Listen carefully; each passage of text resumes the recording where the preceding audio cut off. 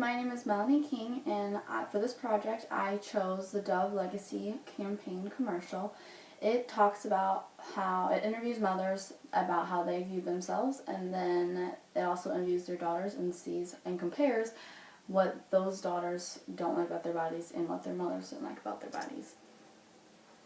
It's a really interesting commercial because it gets that full round view of how mothers kind of impact their daughters.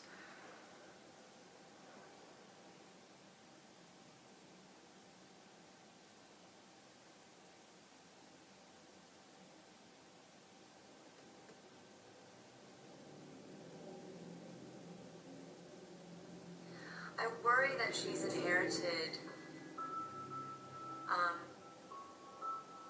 gosh.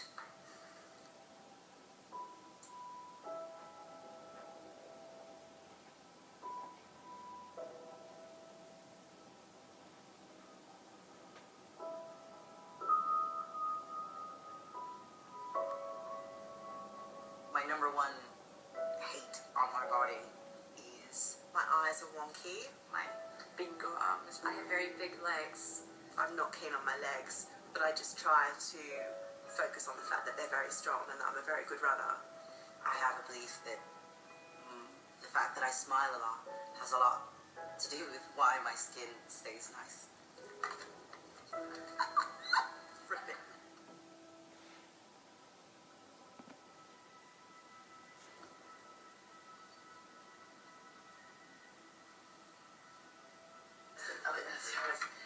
Phoenix's list. Okay.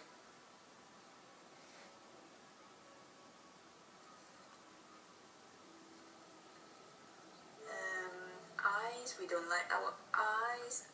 Oh, she said her thighs too, didn't she? She said her legs.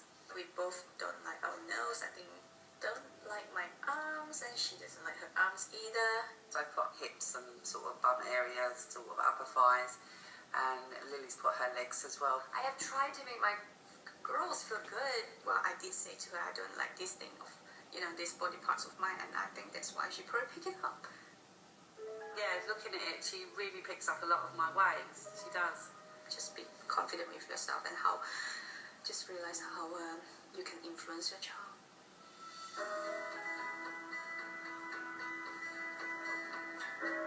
Have a look. Look, those are the things that I like. Yeah, I do like my bum. I like my face because it's smiley.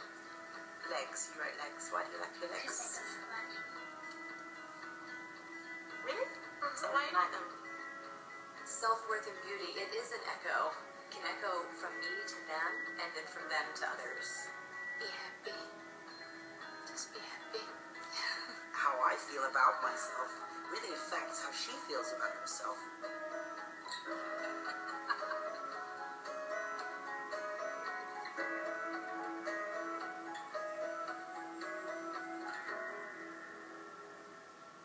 Why do you like your mole then?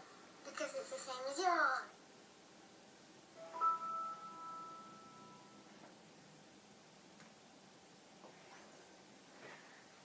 As you can tell, that is a really powerful campaign commercial ad, and I just really liked it because I think it gives a very broad overview of my topic. In one article I found was USA Today. There was a little short story about a girl named Hannah and her mother. One day Hannah came home from school claiming that she was going to start a diet. Her mom was very alarmed and was very concerned as to why all of a sudden she thought that she needed to lose weight. What it came down to is the article broke it down into external factors. Even though her mother preaches to her daughters that it's very important to feel good about yourself and to eat healthy and to live a better lifestyle, not to eat healthy to look a certain way, Hannah still picked up on those ideas from somewhere.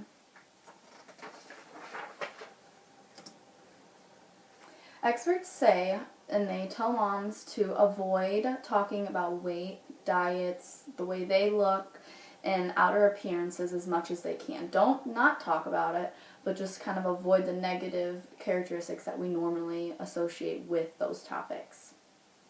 There's a nice quote by Hunzinger Zero comments not only about your daughter's weight, obviously, but zero talk about your weight and even other people's weight.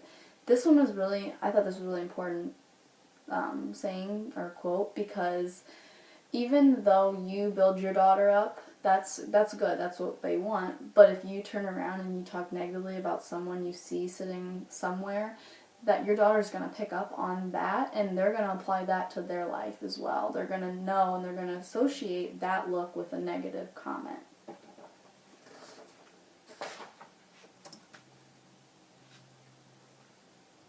The second study I found was the balancing act study, and this study focused broadly on appearance and narrowly on how a girl's self-image is shaped by her mother's self-talk.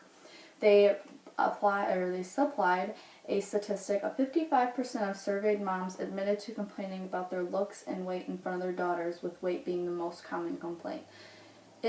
Daughters listen. They're little kids. Little kids pick up on everything. If you talk positively about yourself, they're going to start looking at themselves more positively, especially if they can identify with you, maybe a role model. And most of the time, little girls look up to their mothers as someone they want to be. So if a mom is talking positively about herself, that little girl is going to take those same compliments and same comments about you and turn them inward towards herself.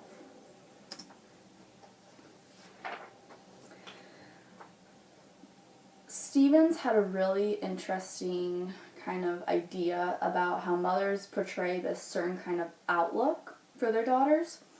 And he put forward this quote saying, "If a girl hears her mom voice negative thoughts about her own looks, she learns to be self-critical.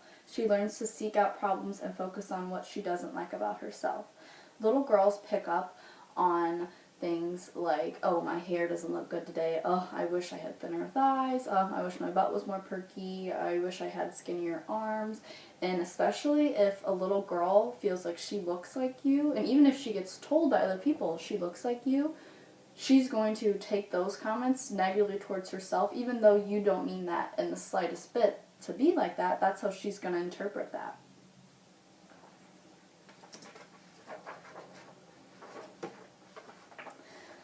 Throughout reading these articles and watching that commercial, there's a lot of blame placed on the mother. And this quote by USA Today states, "It's not the media or skinny, out-of-proportion Barbie dolls or even peer pressure that is the #1 cause of body issues for young girls. It's their mothers."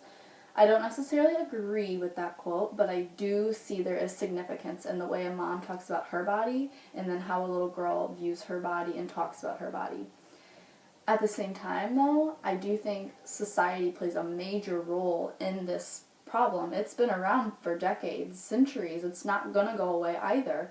But a mother has the ability to arm or disarm her child, and building up a young girl will really prove more positive in the long run, because no matter what you say to her, those negative images, those negative comments, they're going to be out in the world. They're not going to go away.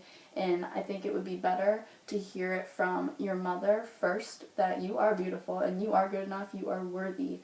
To hear those from her, it would be much better it would be more helpful to combat those negative images when they're coming at you.